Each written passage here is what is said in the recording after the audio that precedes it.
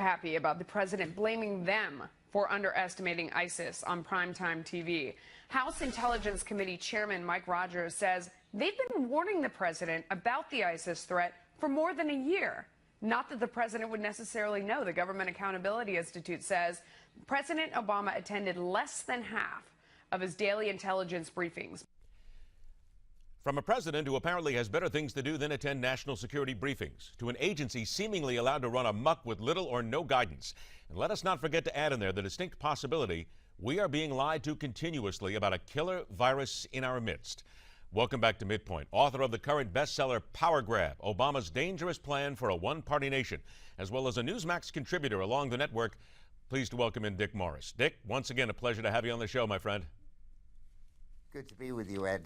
Dick, that is the point that everybody wants to ask right now. A president that doesn't go to national security briefings, a president who seems to be completely out of touch with what is happening with regard to a war, with regard to a virus, with regard to a war, with regard to a virus that is now in this nation. How can this nation trust this man? And what can the people who they take the orders from the president, what can they be thinking about this leadership? Sure. I want to clarify something. The National Intelligence Briefing is not something the president attends. It's something that comes to him. Every morning there's a guy who comes up to see him. I know the guys who used to do it.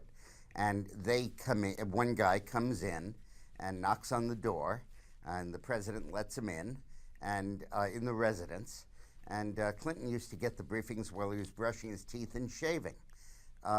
The guy would sit on the toilet seat and Clinton would be shaving. These briefings are not in a situation room where he has to get dressed and come there.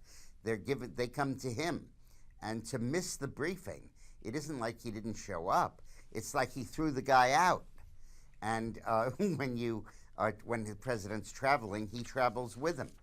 And there's all the difference in the world between scanning it on your Palm Pilot, like Obama says he was doing, and actually having the briefing. In the briefing, you can ask questions, you can demand follow-up, you can say, I want more on this, you can say, is this from human intel or signal interceptions, and what's your backup on this?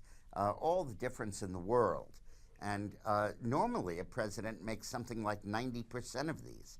And Obama's going to less than...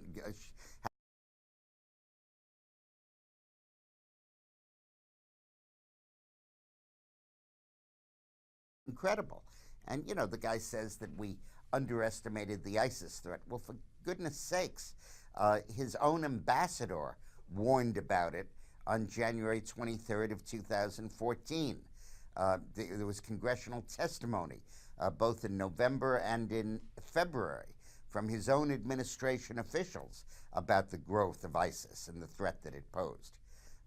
And on Ebola, he went on the television to say this threat, there was very little chance of it spreading to the United States.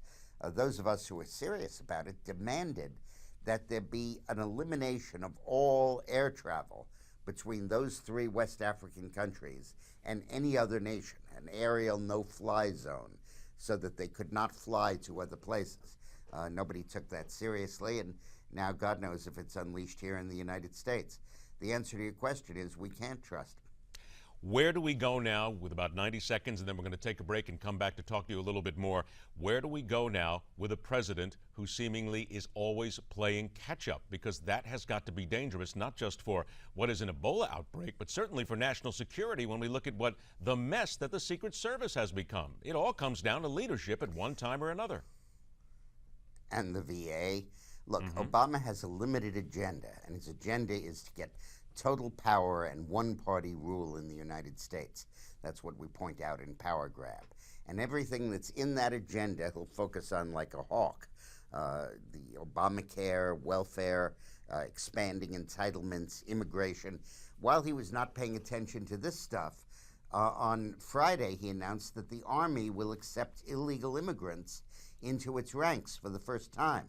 That simply is a device to launder them, because when they get an honorable discharge, they can then become citizens, and their parents can't be deported. Tuesday, he announced that he's going to set up refugee offices in Guatemala, Honduras, and El Salvador, where children can apply for refugee status and come to the United States legally and then become naturalized as citizens. At that stuff, he is immersed in the detail, photo ID, all of that. He knows everything about it. National security, Ebola outbreak, ISIS, Secret Service. Hey, don't waste my time. Well, just secondary stuff. There you go. All right, Dick, I'm going to ask you to hang on for just a moment here, because later on this hour, the man who refuses to drop a team nickname despite growing calls of racism. And after the break, Dick Morris returns, the Republican midterm plan of attack, and the prosecutor who seems hell-bent on going after the right. That and so much more coming up right here on Midpoint.